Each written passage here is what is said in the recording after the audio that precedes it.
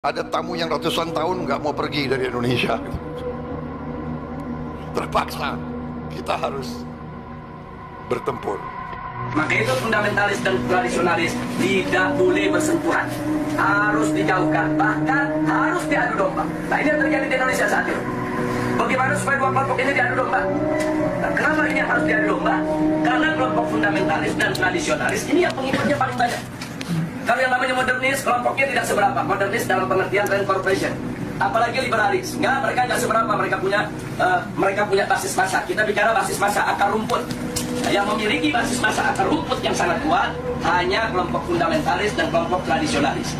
Maka itu kalau ini bersatu, ini akan menjadi satu kekuatan umat Islam yang maha dahsyat, yang bisa merontokkan kekuatan mereka, sehingga mereka akan melakukan berbagai macam upaya bagaimana dua kekuatan ini untuk tidak bersatu.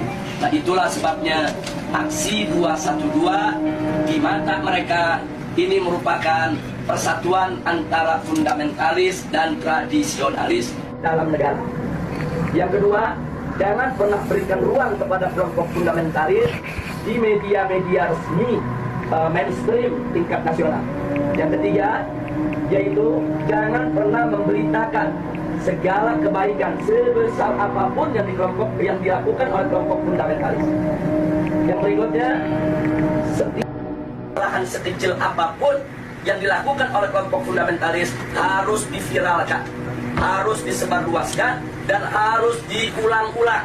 Nah, supaya itu melekat di hati masyarakat bahwa mereka adalah orang-orang yang tidak layak untuk diberikan tempat di kita punya negeri atau di negeri Islam. Nah, kemudian nggak sampai di situ. Kelompok fundamentalis yang manapun jangan pernah sebut mereka dengan rentetan gelar-gelar akademik mereka. Nggak boleh. Apakah itu gelar-gelar kehormatan di tengah masyarakat atau gelar akademik, profesor, doktor, dan lain sebagainya.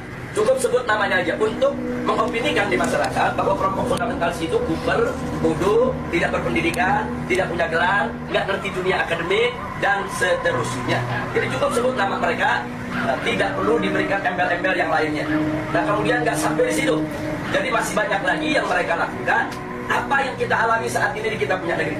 Nah, bagaimana para habaib, para ulama kita, bagaimana tokoh-tokoh kita di Majelis Ulama Indonesia, yaitu mereka kecilkan, mereka hina-hina, bahkan mereka mencoba mencari kesalahan-kesalahan, bahkan kalau nggak ada kesalahan, ya buat fitnah-fitnah yang bisa diterima oleh masyarakat tentang mereka.